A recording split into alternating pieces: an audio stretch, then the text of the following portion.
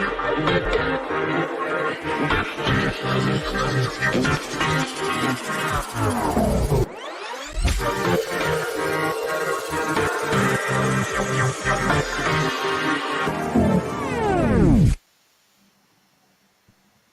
morning, everyone, and welcome to Backstage Spotlight. It's so nice to have all of you guys here today. We're so excited to be bringing to you episode 8 of Backstage Spotlight. Yes, hi everybody. My name is Madhya Lagan. I'm a 12-year Ascendance apprentice and also one of the Ascendance ambassadors. Yeah, and my name is Sanakumar Ganesan. I'm one of the co-founders of Ascendance, also the current COO, and I'm also a award-winning filmmaker as well. There's a few of the things that we are, but we're so excited to be here today. Madhi, how are you feeling hosting the 8th episode? I can't believe it's I the 8th am episode. so excited, and I think personally it is going to be super fun because we have an amazing and mind-blowing speaker today. And it's kind of sad, but then we will announce the sad news and the happy news all later. But then I'm just excited for today's backstage. Yes, as we mentioned before, this is going to be the final episode of this year. But don't worry, we have a lot of interesting announcements. There's still so much of things that is in store for you guys at the end of this episode. So make sure that you guys stick around until the very end of this episode. And more importantly, I need you guys to do something very important for me. Post about this episode. Yes. Share the link, this YouTube link to all of your friends. Get as many people to come and watch it live and ask questions to our speaker, and make sure you guys have fun, because Backstage Spotlight has always been one of the most fun events. It's the event that I personally enjoy the most, that Ascendance has been organizing. And it's so nice to have all of you guys here. You've been here throughout the year and have supported us in all sorts of things that we've been doing as well. So before we start today, we do have a little bit of announcements. Oh, before that, just want to wish all of you guys a happy Deepavali. For those of you who are celebrating, it is the Deepavali weekend. I know it's a holiday weekend and we're all kicking into that holiday vibe. Like, I don't know, Madhi, whether you're feeling it or not, but like there's a general holiday vibe that's just kicking in, and it happens so often in Malaysia because we have so many holidays, we have so many things that we're doing as well. So for all of you who are celebrating Deepavali this weekend, happy Deepavali, guys. Okay, all right, so let's move on a little bit. Before we start, Mani, tell us a little bit about this show, Backstage Spotlight, and what it is. Okay, so like some of you guys already know Backstage Spotlight, you guys know Ascendance, but some of you guys do not know. So, what is Backstage Spotlight? So, Backstage Spotlight is a show that happens every month where we get successful people from all elements of life to come in and share their experiences and also their fun stories, and also share with us on how they got to where they are right now. And on top of that, Backstage Spotlight is brought to you by Ascendance. Yeah, Ascendance is an international youth movement that works with more than 35,000 students from 28 different countries. What we do is we build platforms for youngsters, for them to figure out what are the things they really love to do. It could be art, it could be music, it could be any sort of thing, and provide them with the kind of resources and the guidance and the experiences that they need in order for them to go out there, build their careers, but more importantly, look at how they can use their talents to help the world around them as well. And that's what Ascendance has been doing over the last 7 years. We won the Diana Award in 2019 for social action and humanitarian work. And more so than that, it's an organization that is run by youngsters, for youngsters, which is why you can see the wonderful people like Madhi, who's just 12 years old, who's here today. Madhi did a lot of our videos, a lot of our designs. So he's been a very active person as well. And by the way, fun fact about Madhi before we start, Madhi was actually one of the participants for one of our conferences and for Backstage Spotlight, and all sorts of other things. And now he's doing the things. So congratulations, Madhi, on that. So before we start, I'm going to be playing a very quick video to just give you a little bit of an insight into what exactly Ascendance is. So let's watch what is Ascendance.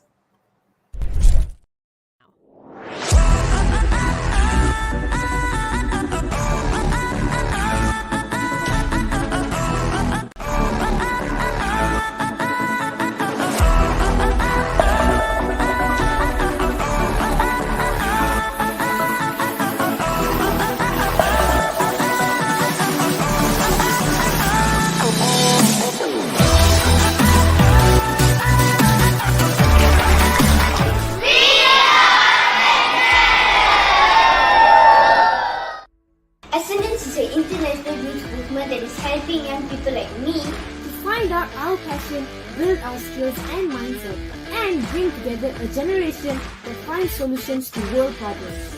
We were just ordinary kids, who came from all over the country, and we broadened our horizons with the help of Ascendance. And by working with Ascendance, we have come to realize that we can create our reality by doing well in school, discovering our passion and learning new skills. But it's not only that. We realized that together, we have the power to build the future for our generation. And our mission? Hashtag 1 million teens. The mission is to bring together 1 million youngsters to achieve holistic success and contribute to the sustainable development of society. We are building a generation of youngsters who have the potential to create global change.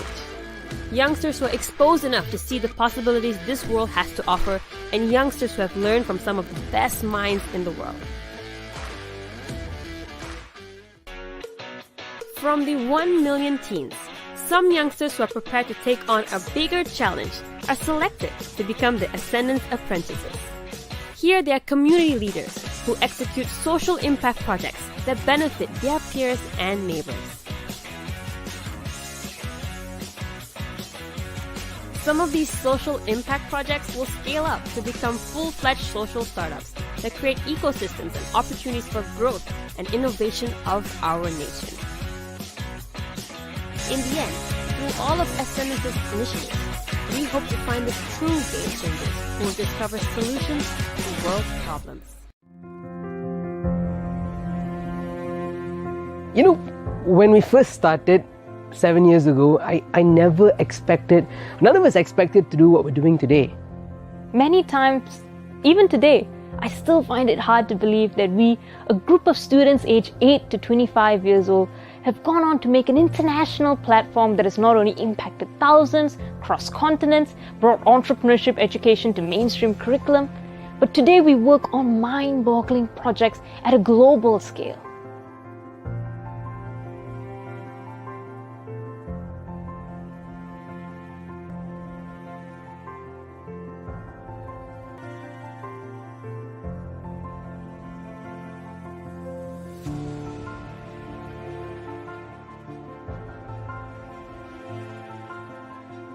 It's been a really fun 7 years running this youth movement. But now, more than ever, with so many youngsters looking for opportunities, We realize we need all the help that we can get. So we have decided to play our part in building the next generation. And we're inviting you to join us join Ascendance if you're an individual who believes in what young people can do. and be part of impacting hashtag 1 million teens.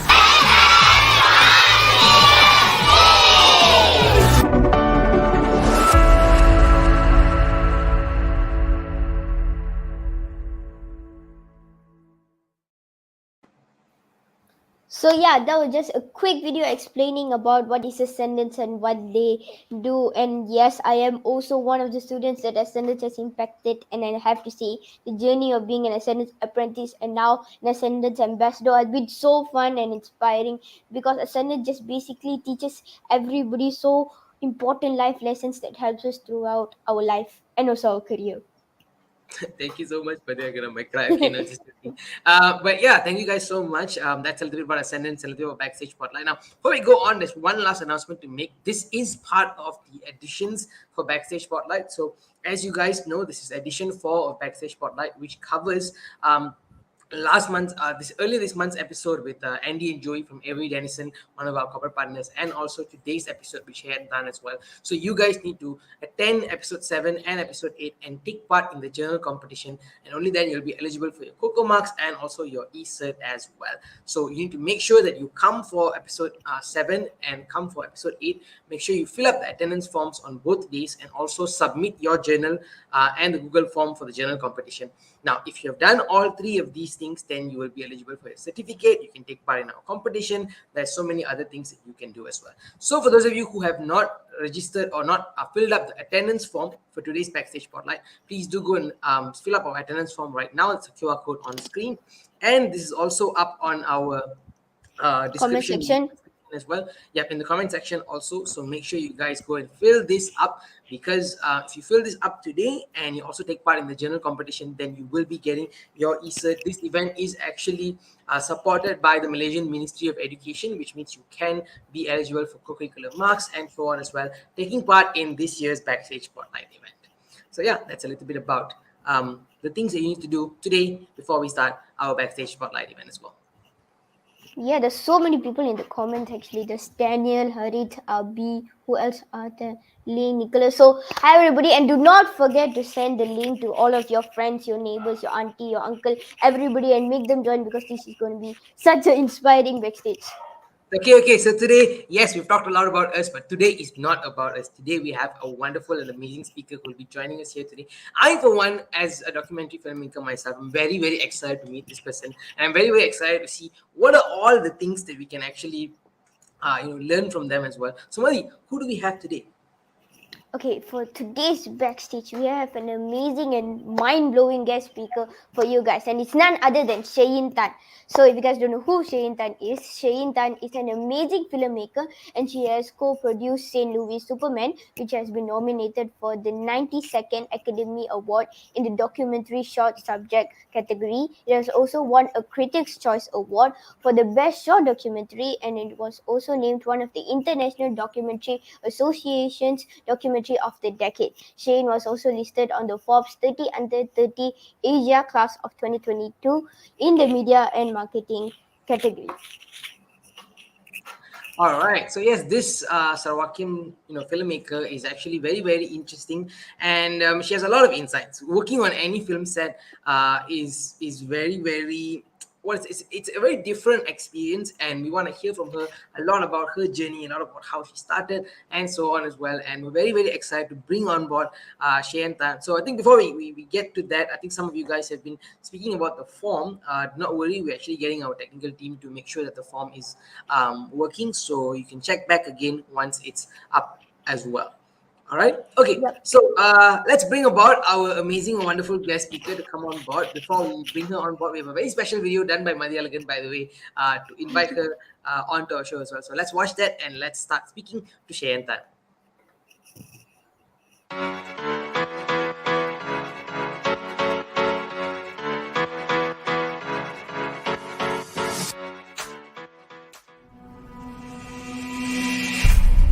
We all know somebody that's kind of been down a road that we've been down.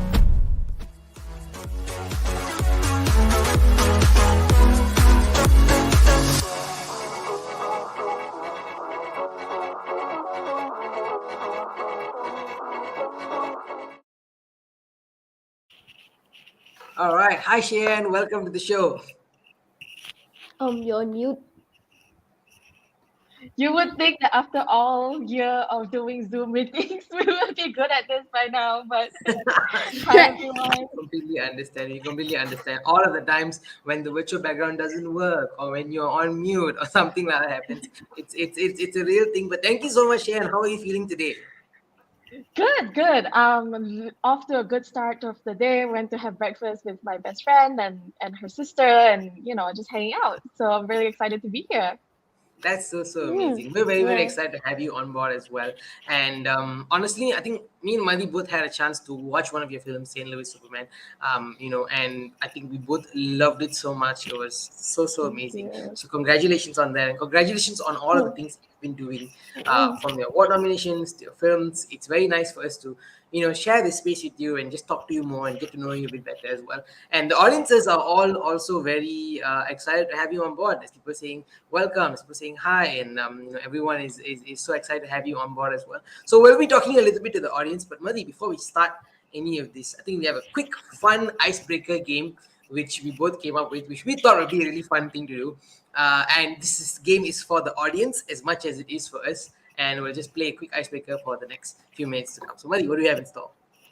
Okay, so since all of us really like the film industry, stories, telling, and everything, we thought it would be nice to play a very fun icebreaker called Continue the Story. So how we are going to play this game is we will be given one part of the story, for example, the beginning, the middle, or the ending, and we just have to use our imagination and creativity to just continue and build the story. And I personally think this sounds very fun.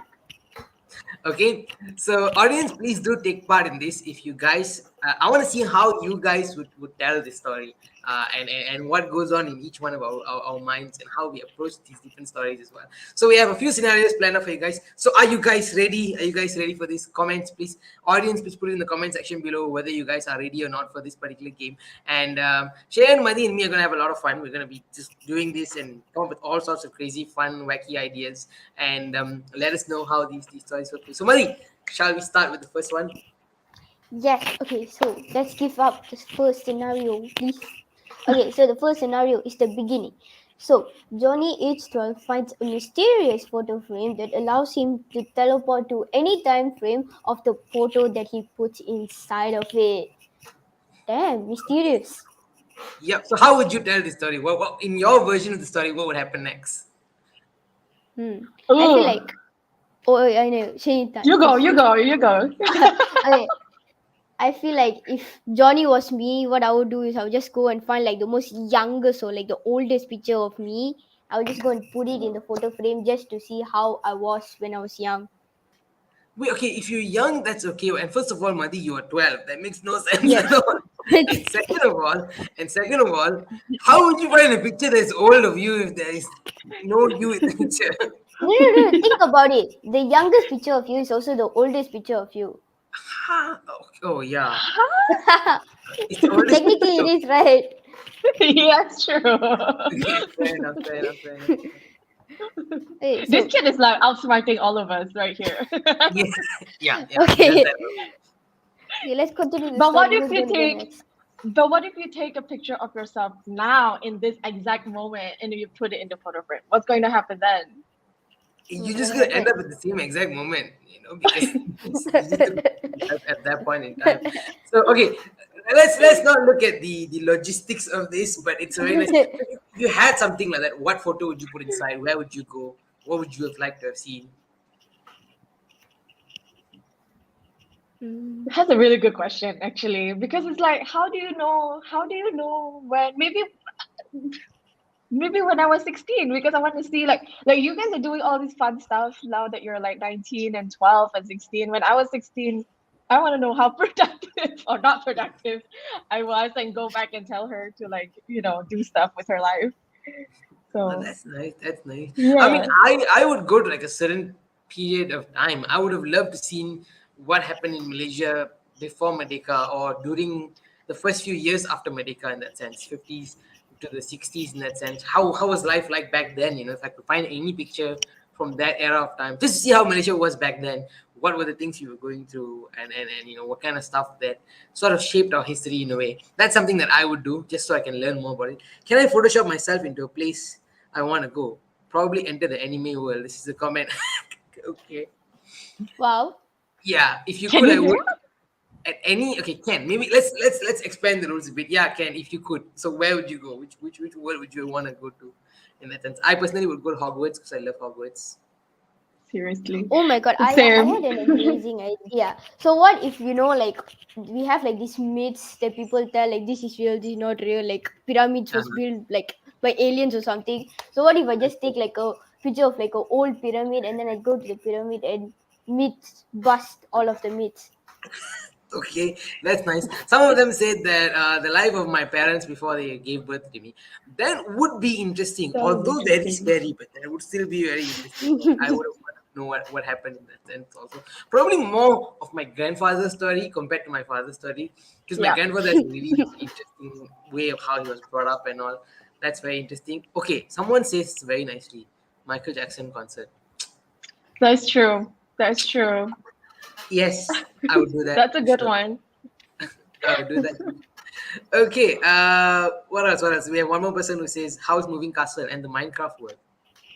House Moving Castle is a very nice movie. I would definitely go to that universe. Okay, anything else? Any other places you go to, or how the story would end in a way? Honestly, I'm like really curious about the future because obviously we don't have pictures of the future yet, but but the past is like, I don't know. I'm not that interested in the past anymore. I want to know what's going to happen, but That's nice. obviously, That's very, very yeah. interesting. If you could ever take a picture of the future, wow, it makes so much sense. Okay. All right. That's pretty interesting. Some people are saying another multiverse. All right. Very good. Good job, guys. Thank you so much. Okay. So now let's move on to the second scenario, and this one is going to be a bit more of a story kind of a scenario. Let's see what happens. So this is the middle of the story. So Madi, go ahead. Okay, so this one.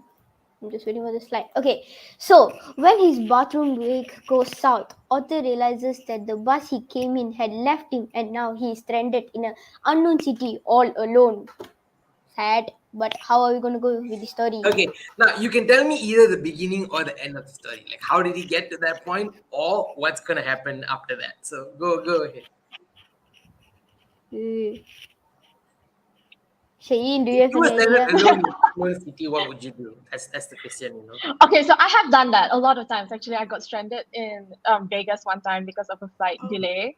I got delayed because of the flight actually, and I ended up be given a free stay there. So I would imagine he would go there for something like an event or like a wedding or something, and then he gets stuck there, and then the bus left him, and he just stayed there to build a new life and start a whole new like identity with a different name and different Okay, house and different that like is cool. family. Yeah, I always like to Well, imagine like being able to like like someone mentioned in the comment about being another version of themselves. I feel like you can do that now if you want to, like if you just get lost in a city and nothing else matters back home, you can just do that. Yep. Someone says I was lost in a mall once. I wasn't lost in a mall once, but I was stuck in an elevator once for Oh like my an hour god. with like 6 other people inside the elevator. It was the weirdest thing ever. Everyone just sat down and was so cool about it. And I was like, do none of you want to like find a way to get out of this elevator? So yeah. Okay, so I would think the beginning of the story would go something like this. I won't say evil sibling, but you know that sibling who always messes around with you, locks you locks outside the toilet, and then he just leaves. Because that is something my sibling would definitely do to me, in that sense. And that's how the thing starts, and hopefully he finds his way back, but with a lot of sibling intervention in between. I think I love talking about my sibling, or telling stories about sibling, because I feel like that was a very important relationship to me personally. So yeah, guys, anyone else? Madi, what would your story be like? I don't know, to be honest. It's such a, like, how to say, wide variety. My god. I don't know, probably be like just me being lazy and just sleeping in the bus and then just forgetting about my life. And then when I wake up, I'm just in a city, stranded. But then I'll probably go and find some food first. I'm probably hungry. Okay. Priorities. So I think there's a lot of siblings in the comments. This is a sibling. This is also a sibling. Say So Shane that is sibling. my sibling. No, but you have to realize this. This is my sibling. So yeah, as you can see Wow. that the siblings always have the same exact things. We actually have a very fun picture to show you guys. I wanted to put this picture inside as Oh well. no. So wait. Okay, so this is Shane and a sibling. Is that correct? That is true. Yeah. How old were you when you took the picture? Oh, I don't know, maybe 2 years old, something like that. That is so nice. That is so nice. We always have that one sibling photo where you don't mean it, but you secretly kind of do mean it in a way. All right, awesome. Okay, we have one more scenario.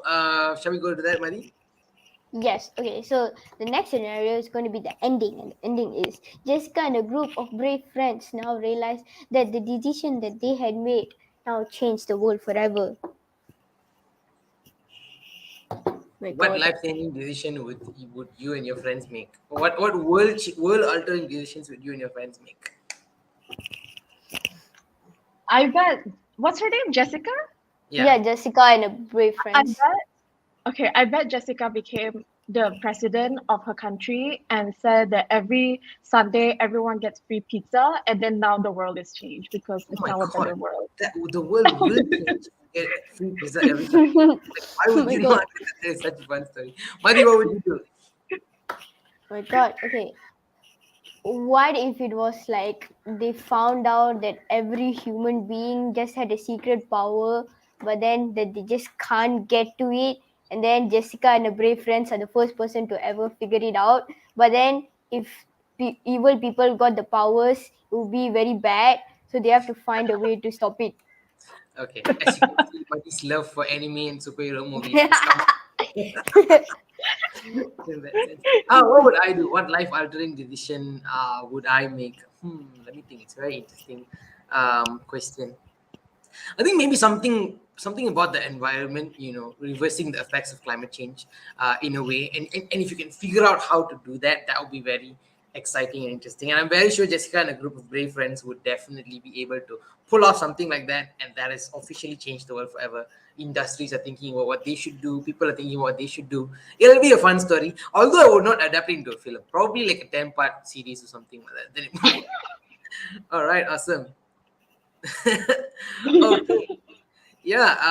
So yeah, thank you so much. That was the game, and as you can see, all of the siblings are now like saying, "Oh my God, where's my sibling?" So yeah, if you're there, you can ask your sibling to come and watch this, so that we can talk a little bit more about siblings and also how they affected us in the work that we do as well. So I think we're gonna go for a short break.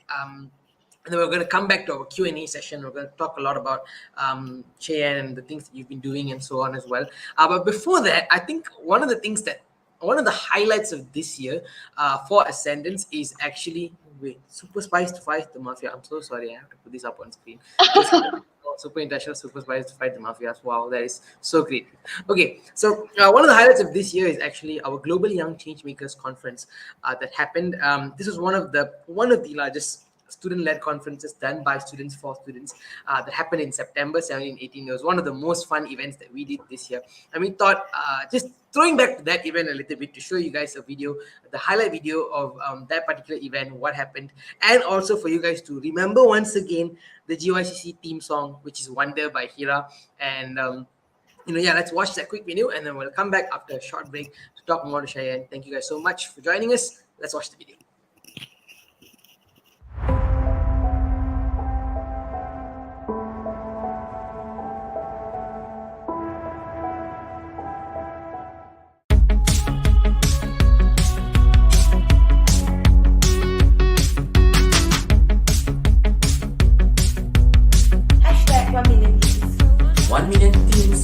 Hashtag 1 million teens.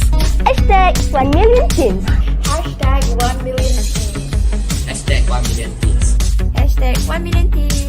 1 million teens. Hashtag 1 million teens.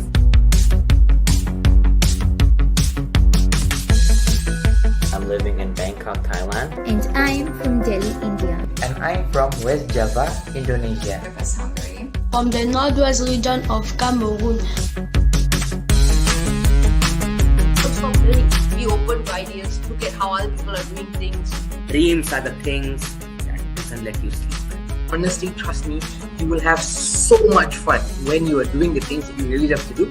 People should just know that you don't have to be a certain age to achieve something. I encourage you to start. That's the best advice that I can give you. And it doesn't matter whether you're good or if you're not good at something right now, you just have to find your passion and follow it. One of the things I want to do is I want to encourage anyone that you're never too young to start protecting our environment. Whatever you do as a leader, that's what your teammates will follow.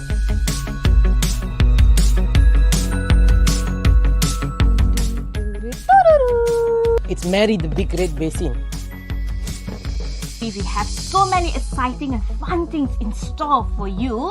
And welcome to the news that you can use. What? My phone is driving me. And here my you. Mr. Cheesecake!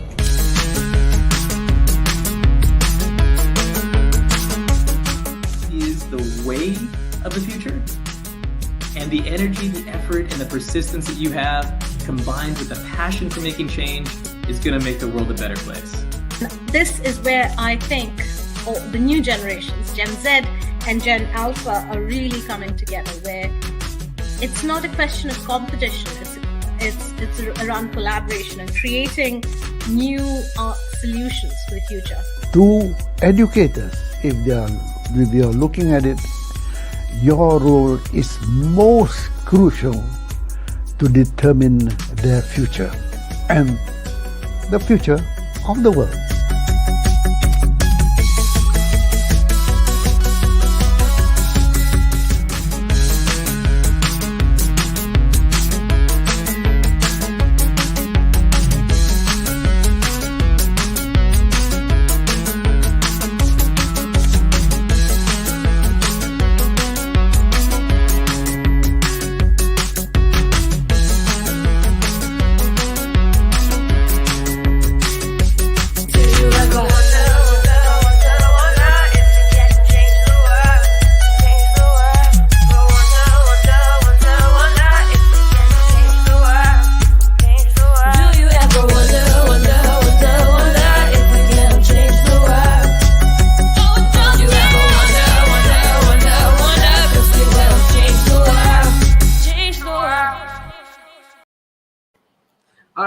welcome back to Backstage Spotlight.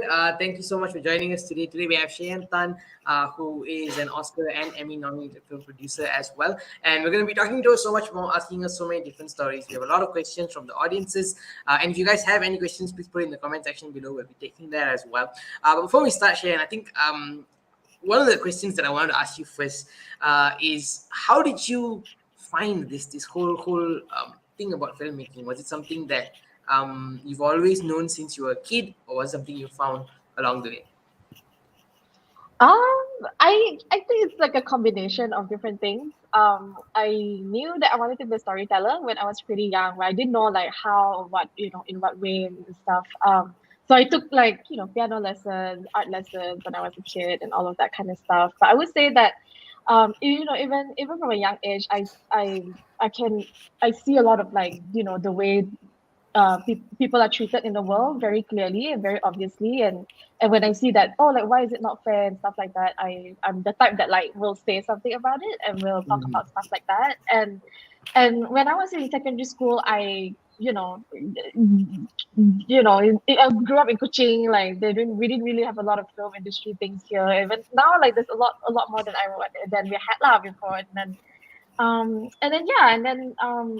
auditioned for a school play. Like it was a very terrible audition, and I don't think the teacher liked me very much also. So she like completely rejected me from the audition. But from that audition alone, I think that was kind of when I realized, like, wait, like there's something here. Like I can do this, like for a career. Like maybe not on front of the camera, but like by behind the camera. And then I decided to make films and pursue that. And when I was in film school, much older after that, I realized that I can make documentaries, because documentary is addressing both the things that I care a lot about, right? Like social injustices and how unfair things can be in the world that we live in for different people, and also making films. So I basically combined the two and started making documentaries.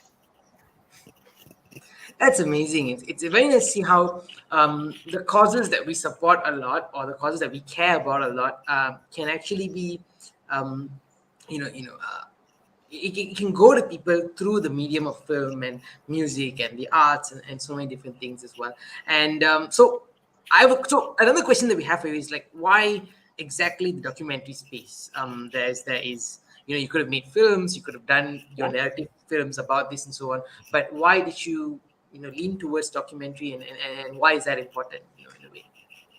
Yeah. Well, I feel like, first of all, we are all able to make documentaries these days. I mean, we all have a phone, so everyone, I know that sounds very cheesy, right? It's like, everyone can just make a film. Like technically you can, if you want, like the documentary, like a 12-year-old can make a film. You can just take your phone out and find the thing you need to know, I guess, like as a storyteller, is knowing where to find good stories. And often that's around us. The easiest stories are the ones that and especially if the story is very close to you. So I think that's kind of why I wanted to make documentaries. When I first made my very first documentary, it was about a woman, a Malaysian woman in California, who was starting a Malaysian restaurant in Anaheim, California. And Anaheim is famous because it's close to Disneyland. And in California, the food scene in LA is actually quite diverse and very big already, but then there's still not a lot of awareness about Malaysian food. So she and her husband basically opened up a Malaysian restaurant. And for me, that was important because I'm also a Malaysian woman and all of that kind of stuff. I had access, and so that's kind of how I got really into like actually making documentaries, and why I think it's important, because I feel like we can always find a lot of the stories that I tell are always like stories about ordinary people doing extraordinary things. And I always believe in that very strongly, because often, like we do look at the world around us with like as if it's normal, but actually if you look into it, there are a lot of people doing very important work in our communities, and those are the people that I always want to highlight. And I think that's why I think it's important, because I feel like you can think that you're ordinary, but then once you actually like see the work that you do and recognize that, I think that can spark a lot of change within your own community. That's amazing. That's very, very nice. And I love the fact that it's all about telling these stories that really matter in a way.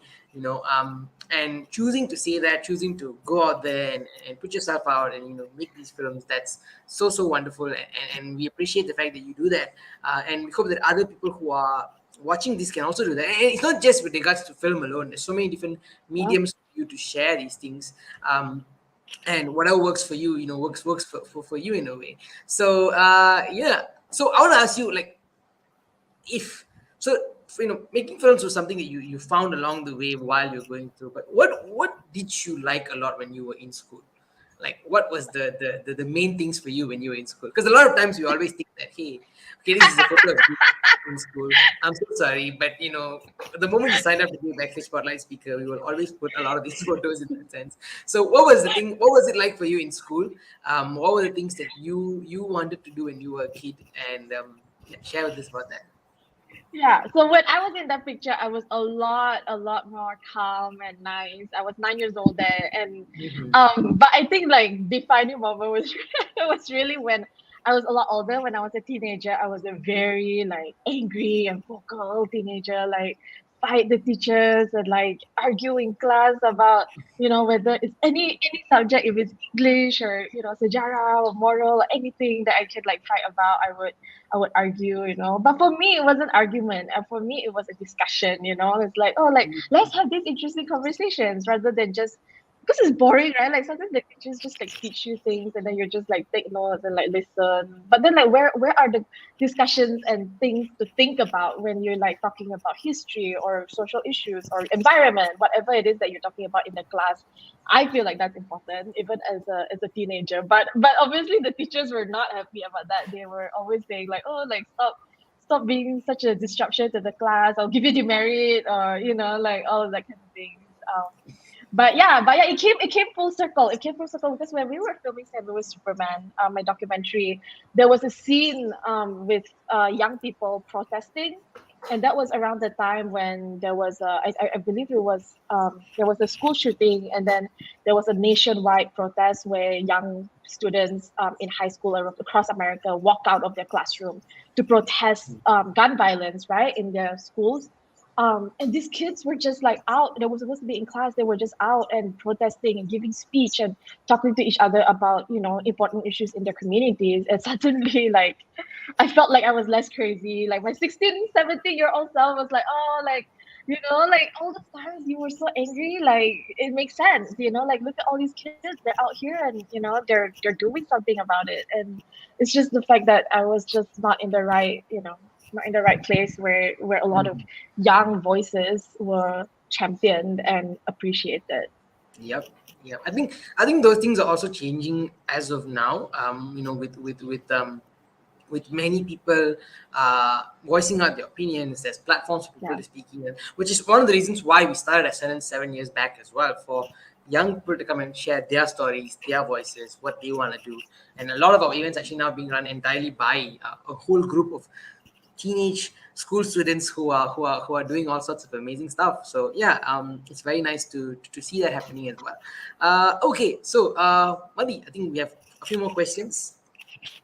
Yeah, so actually you were saying about one of your biggest documentary, actually, St. Louis Superman, right? What was actually your role in the documentary? Like, I know you were a producer, so like what does a producer do? Like, we always see like there's producer, director, but then what is your actual role in the film?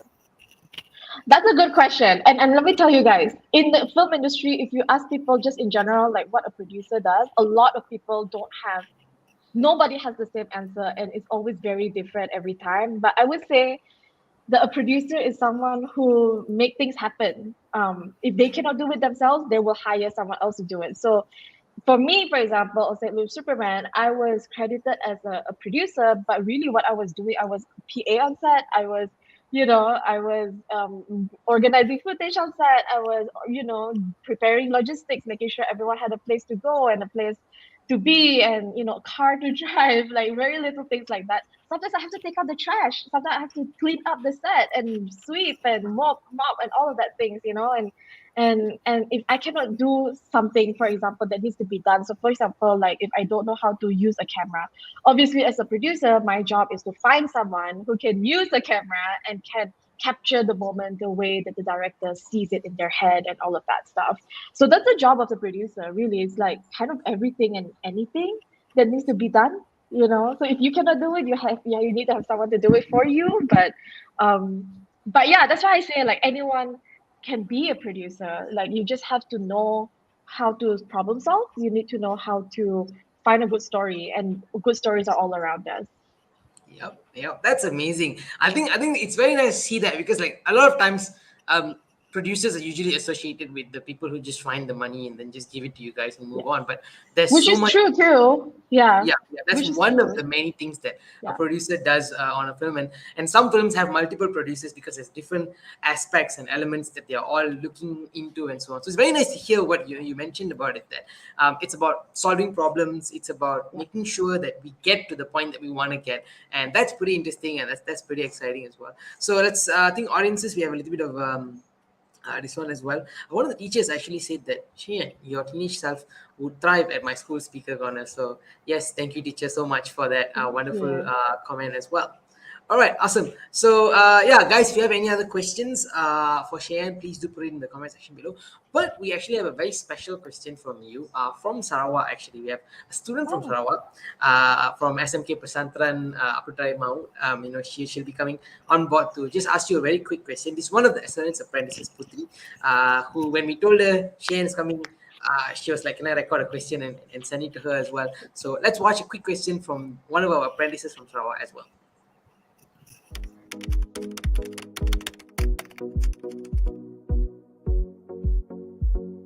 Hi, my name is Putri Nakibatul Husna. I'm 14 years old. I'm from Operations and Management team. I'm also from the design team. I'm from Sarawak, and my question to Cheyenne is, of all the difficulties you have faced, what is the most important skill someone should have in order to survive in this industry? That's all. Thank you.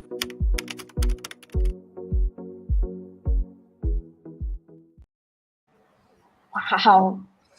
Yep. All right. That's Putri from Sarawak. So she has a very wonderful questions from you with regards to all the things you've seen so far. What's one of the most important skills that someone needs to have in the film industry? Well, thank you, Putri, first of all. Always nice to see someone from home. I think the thing with the film industry, as you guys probably can guess, is that it's very saturated and very competitive. A lot of people have connections to the industry. They have family, friends who know people. People in the industry. But for me, I didn't have that. I basically went to the States by myself, had to figure everything out by myself, and learning a new country and the culture and everything. And then staying there, I think that was kind of like being able to, how do I make myself? I think from very early on, I realized that you have to make yourself stand out, or else you're going to get drowned out by many people who is going to stand in line and wait for your job, because there are that many people in the city waiting for your job. So for me, it was, how do I stand out? And so I decided to learn as many things as I can, and as niche and as specific as possible. So for example, I realized that I was very good at editing. Actually, when I was in film school, editing was my major. And I realized that, it's either you know how to edit or you don't know how to edit at all. You know what I mean? It's either you like to edit or you don't like to edit. So I realized that was a way for me to make myself stand out and give people a reason to hire me. And then once they hire me and all of that stuff, I start thinking about like, how do I make myself such an asset to the team that they cannot imagine a world where I don't exist.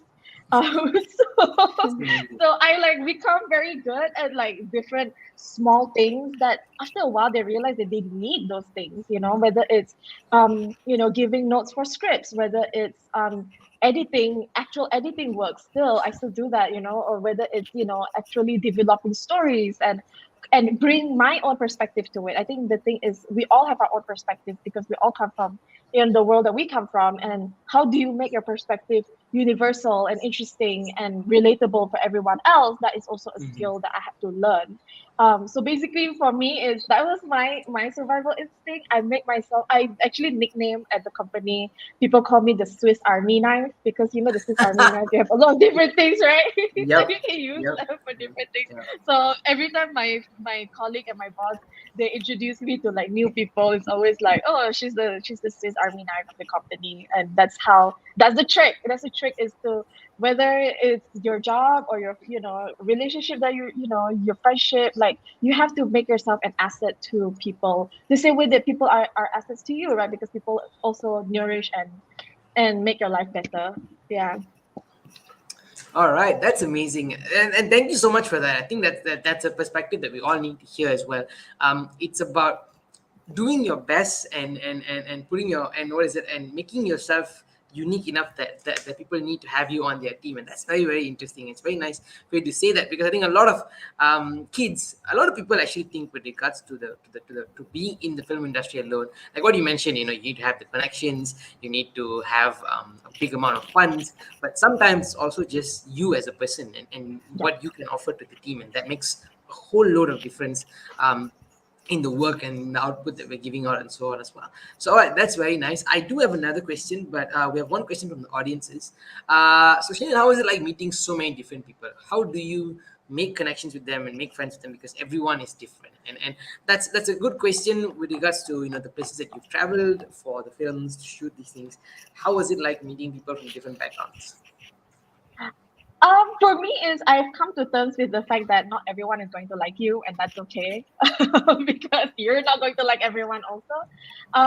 But I also take very seriously the people that I do care about, that I really connect with, because like again, it's so hard to find people that like connect with you on a very specific level, especially as a filmmaker. Like your brainwave is like very different from the rest of the world already, and stuff like that. So for me is I always make the effort to reach out to them and to give them space to talk about work, to talk about personal life, and make time for people. Because the thing is, I struggle with this actually. I struggle with making time to socialize, especially when I'm in the States. When I'm back home, it's a lot easier because all my friends are here. But then, Yep. but when I'm in the States, right? Because I don't have family there, I have friends there. But a lot of my friends are also in the industry, so we all work a lot. So it's hard to like find time to squeeze in like that downtime a bit.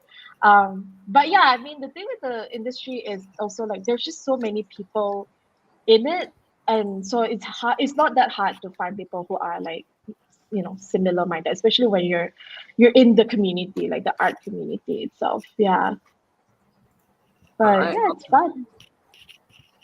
Yeah. Yep. By the way, so It's all of the. I'm sorry, please continue. yeah. Go ahead.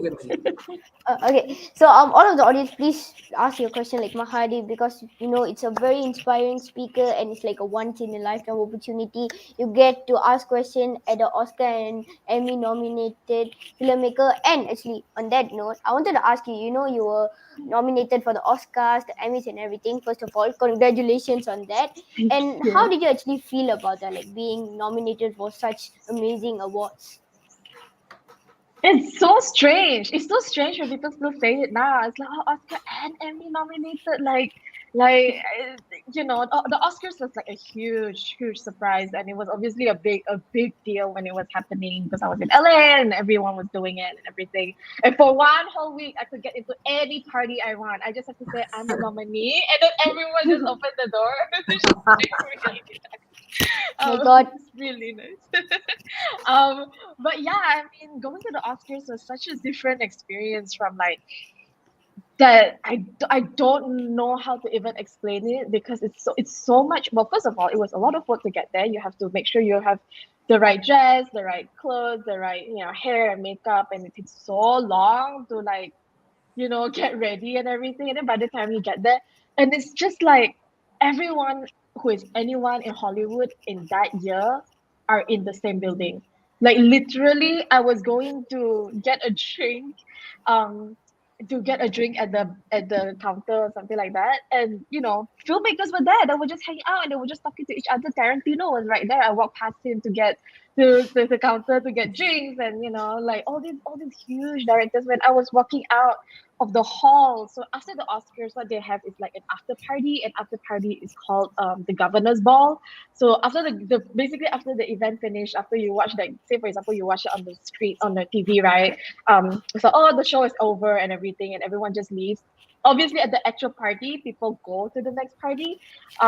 So the governor's ball happens right after the event, and so when we were walking out of the theater, I turned, and then like Florence Pugh was standing right next to me with her green dress, and like we're the same height. And then my friend turned, and she was like, she's your friend. Like tonight, she also did not win, and she's also a nominee. So you both are on the same like level, and all that kind of stuff. And obviously said hi to some people, but the thing is, like, you cannot like fangirl properly to these people. I also don't get starstruck very easily, but like it's kind of lame. It's kind of lame if you're like fangirl, like take pictures. So a lot of people in Hollywood, like, they don't do that. They just like say hi, and then I said congratulations and said hi to the cast of Parasite, Bong Joon-ho and stuff. He was That's we so were amazing. waiting for his limo outside, and had his Oscars with him, and multiple Oscars with him, and I congratulated him in person and talked to him for a little bit, and the cast as well. So that was really fun and really, really cool. But I got to see I think Leo was there, DiCaprio was there, and then but I did not see Timothée Chalamet, because I was really looking forward to that. I was like, I need to see Timothée Chalamet tonight, but he was there, but I didn't run into him. So yeah, it was really fun. And then the Emmys, unfortunately, I wasn't in LA for that. I was here. Actually, that happened a few weeks ago. We did not win, unfortunately, but I honestly doubt that will be my last Emmy, if I can say that myself. I'm sure that I'm still doing a lot of work and a lot of projects that I know can get me there again, and I'm very excited to go back and do more things. Yeah. That's so amazing. Everyone is like, what Parasite? What Florence Pugh? Yeah, everyone is losing their minds about that as well. But yeah, that's very, very exciting. For those of you who do not know who Florence Pugh is, I can't believe I have to explain this. But if you guys, there's so many movies she's been in before. But if you guys watched Black Widow, the movie, she's Yelena from Black Widow. So I'm just gonna put that out there. So yeah, that was very, very interesting. Thank you so much for sharing that story. And I think it's going to bring me to another question. Before I get into that question, we have two more questions to do.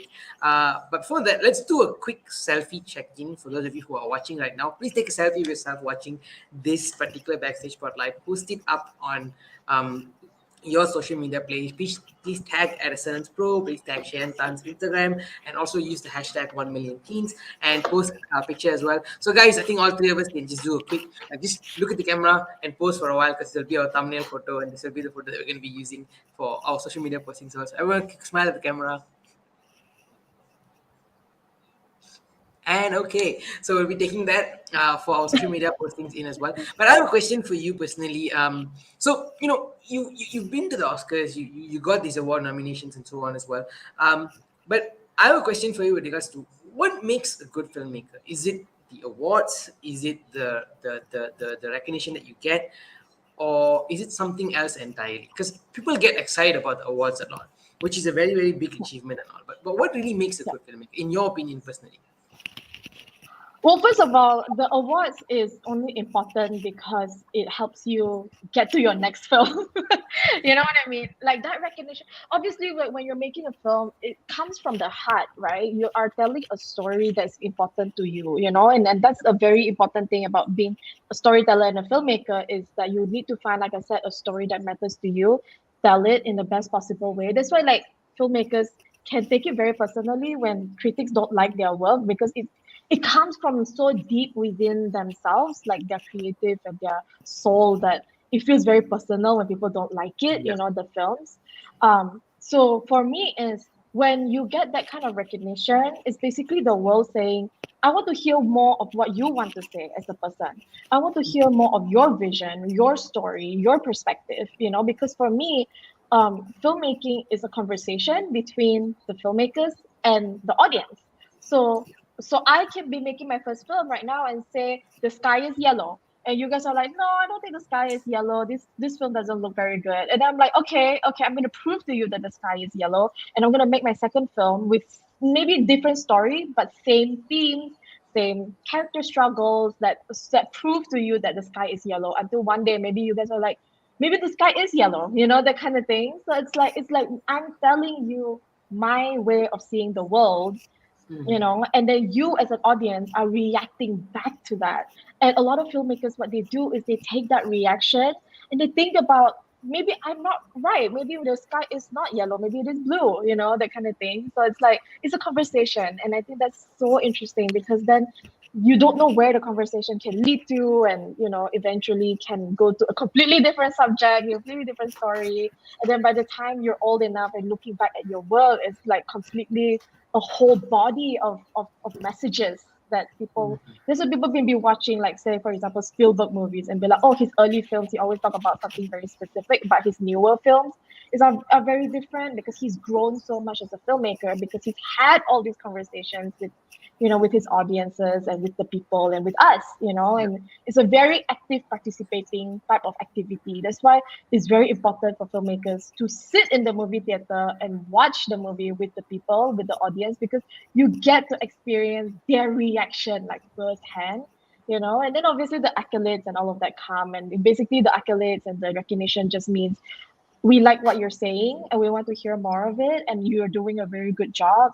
Here is an award, so that people will be like, I want to hear more, and give you more money to do more work, that kind of thing. So the awards doesn't matter, but it matters. I suppose when you're a Spielberg level, it doesn't really matter anymore. Like, who cares how many Oscars he has at this point? But for someone like me, who is like trying to make more films and giving the industry an idea of who I am as a filmmaker, so that I can keep telling the stories that I want to tell, awards and recognitions and all these lists and all these press, they're important. All right, that is so amazing.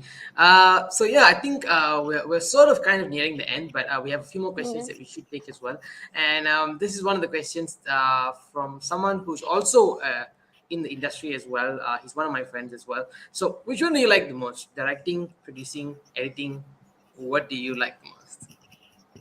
So I am very good at editing. It's almost natural for me. Like the first time I started editing, it's always almost very strange. I was like, wait, why am I good at this? I've never done editing before. When I first did it, I've never done it before. I'm like, wait, I'm actually good at this. So that was, but I don't know whether I don't think I love it. I'm just good at it. It's something that I know I can fall back on. If I feel like I'm still Asian, right? We always need to have something to hold on to, like in case our careers don't work out and stuff. So that is editing for me. Producing is also something that I kind of accidentally fell into. Also something that I feel like I'm okay with. But directing is actually what I really want to do. So that's why I feel like, yeah, I have all these accolades and all this recognition, but still doesn't feel like it's actually an achievement. It is an achievement, but it's not where I want to be yet, because I still want to direct, and a lot of my accolades have been for producing, which is like amazing, obviously, but I want to direct like really bad, actually. That's so. All right. So we have one more question. This is very nice, very fun question. Madhu, you want to take it? The question from Hira. Okay, sure. Okay, the question is from attending the Oscars to Emmy nomination to be on set. What would be your most memorable moment so far? In brackets, it doesn't need to be the most glamorous moment. It's never always glamorous. Actually, it's actually very not glamorous at all. My most memorable moments is when we premiered St. Louis Superman for the first time at Tribeca Film Festival, and that was the first time I see two things. One is my name, my own name, like very big on the big theater screen. Even though I was the one who typed that out, like the what they call Credits. it, Credits. the credits, right? Yeah. So I typed that credits out myself because we were a very small team. So for me, it's like I remember when I was typing it out, it's like in the middle of the night, and I was like half asleep typing my own name, and then suddenly it's like the next thing I know, it's like in the big screen, and everyone's watching the film, and everyone's clapping. That was such a very like life-changing moment for me, and made me realize that, oh, this is actually what I want to do. And then the second thing that happened on that same day was but people haven't actually seen the film yet at that point, and that was kind of the big premiere. And so when people saw it, there were a lot of people who reacted to it very strongly because they've never seen a man from a poor community be making a huge change within his community, becoming a politician and all of that stuff. So a lot of people were reacting to that, and they were crying and coming up to us and be like, congratulations for the film, and coming up to Bruce, our subject, to congratulate him and thank him for the work that he's doing. And that is really when I was like, yeah, this is why I make documentaries, is making people, giving people that change in perspective in how they see the world that they live in. And I think that's something that was so life-changing for me when it happened, for the first time. So, I feel so like, yes, this is why I tell stories. Like, this is why when it changes people so much, like, that is why I tell the stories that I tell. I love that. Thank you so much for sharing that. That means so much to all of us. That means so much to me personally, because, like, I think what you mentioned, it's at the end of the day, it's about what comes out of it, how much of an impact and how much of a change this work that we've been doing has made in the community and made to people. And even if it's just one person who is changed or moved by it, that's a win. That's a win for people who are storytellers and so on as well. So thank you so much for that.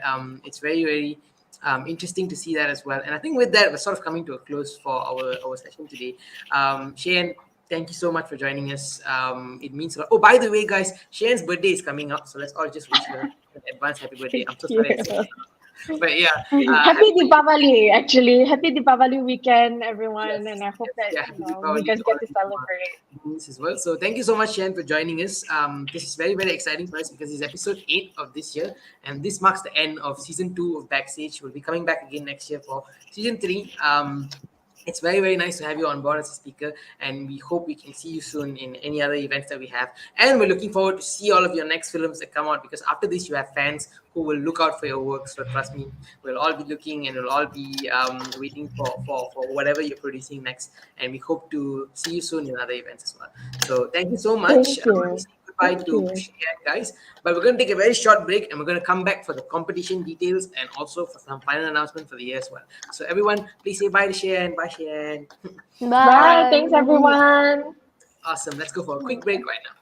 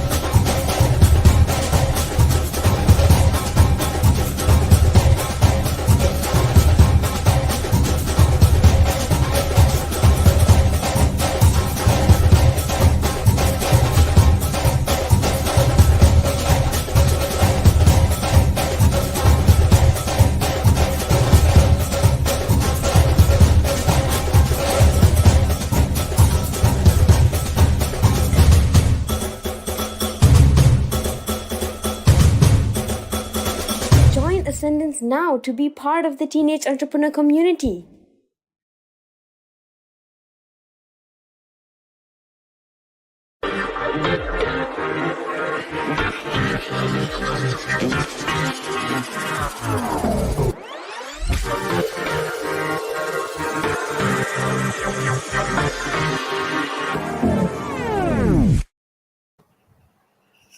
Hi everybody and welcome back to Backstage Spotlight episode 8. We just talked in to Cheyenne, Emmy and Oscar winning, an amazing filmmaker. And now we are going to talk about the part that you've been waiting for this entire show. Yeah, we'll be talking a little bit about the competition, the general competition that will be happening, that you guys have already been taking part in already. Before that, let's do a quick recap about the attendance form. Now, remember, this is edition 4 of Backstage Spotlight, which entails our previous episode with Andy and Joey from Every Dennison, one of our corporate partners, today's episode with Cheyenne Tan, and also you need to take part in the general competition. So if you do all 3 of these things, you will be eligible for the Kukum marks and also for the e-cert as well. Make sure you attend episode 7 and 8, fill up the attendance form, and also submit your journal for the competition as well. So for those of you who have not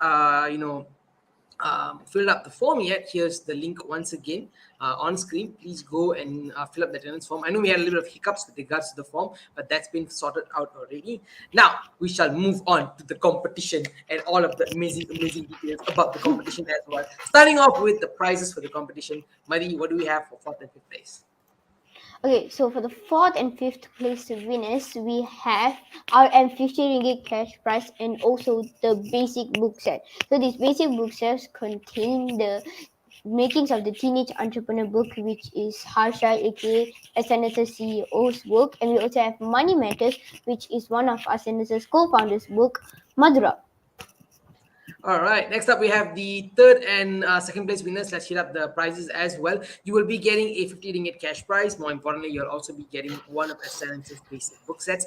And additionally, the Battle to Ascendance book, which, trust me, is one of the coolest books ever. You get to see like me as a robot and Madhura as a dragon and Harsha as a fairy princess, but it's written by one of Ascendance's students on a fantasy version of what exactly Ascendance would be like in that sense. So you'll be getting that. You'll also be getting 1 year access to theteenageentrepreneur.com, Ascendance's online platform, which will have episodes of Backstage Spotlight. It'll have episodes of the Global Young Changemakers Conference, everything that's going to be coming up.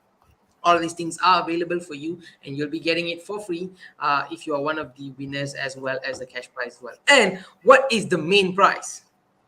So for the grand prize winner, if you are the first one, you have the best journal and you joined everything, you will be getting RM100 ringgit cash prize, the dynamic box set, including exclusive Ascendance merchandise and also a Better to Ascendance book and another very exclusive drawstring bag. So if you want all of this amazing Ascendance merchandise, you better do good in the journal competition, guys. All right, awesome. So what is the general competition? What are the things you're supposed to do in the general competition? Madi, what are we supposed to do? Okay, so it's quite obvious. You have to write an e-journal about your takeaways from episode 7, which was earlier this month, and also episode 8, okay, this one. So some of you guys already have been writing your takeaways from last episode. Just continue and write all of the amazing takeaways that you got to know from episode 8, and that is what you have to do.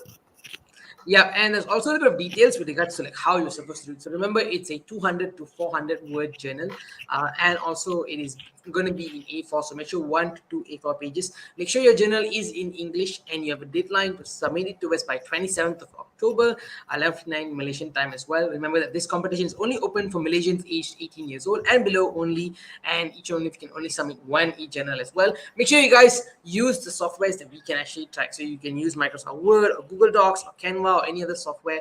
You just need to make sure that it's in PDF. And what do they need to write in the journal, Madi? Yeah, you guys already know what you have to do, but then what do you need to include in your e-journal? Well, step 1 is to write your full name, your school, your state, and also your age, obviously, because we need to know you. And step 2 is to write your takeaways from Backstage Spotlight episode 7 and also 8, and you can add pictures. And I think we also have some samples that you guys can see right here. This is very basic. You can add way more. You can do it as a slide, you want to do it as a video, your choice, your creativity, and your imagination. Okay, now remember it is a general competition, Madi. It's no video, Madi. Okay, so I forgot. you can do it. Yes. So make sure that it's submitted to us in PDF format. PDF format is the most important thing. And make sure we'll have a Google form for you to sign up. Go and fill up the Google form and upload the PDF file in the Google form as well. And all of this will be available in the Backstage Spotlight 2022 Telegram group. There's a QR code for that. If you have not joined already, I think in the description it's also there as well. So all of this will actually be in the Telegram group. But for those of you who like literally just after the moment Cheyenne Tan left, you all just left as well, and you just came back, or you zoned out for the last 10 minutes and you forgot everything that we said, please do join the Backstage Spotlight Telegram group, because all of it will be sent there. All this information will be put up in the Telegram group. And also, the submission link for the journal will also be in the Telegram group as well. So if you have not joined the Telegram group, please go and join the Telegram group right now and actually take part in the competition, and then we'll move on forward as well. Is this the second form or same as the first form? There's only one form, which is the attendance form for today's episode, which is in the description. You can go and fill up that. And the Telegram group, please go and join the Telegram group, because in case you forgot anything or in case you missed out on certain parts, you can actually go and get the information that you need in the Telegram group as well. So that is the competition. Good luck to everyone. We hope to see some amazing journals. And now for the sad news. The sad news. No, I'm gonna cry. No, don't want to share the journals anymore. But we have come to the end of Backstage Spotlight for this year. It's been really beautiful to have each and every single one of you here today. We had, I think, one of the most fun Backstage Spotlights this year. Let's do a quick recap. Look at all of the speakers who came this year. We have almost eight episodes that happened. We had Sydney and Baptiste. We had Keanu and Ely from Hits FM. We had, Akshat Singh who came on board, actress Tisha Ui, Levin Yara who came on board, Vanessa Reynolds, Joey and Andy from, Every Denison, and also Cheyenne Tan as well. The amount of people that we've met this year, the amount of people that has came on board for Backstage Spotlight, it's truly amazing.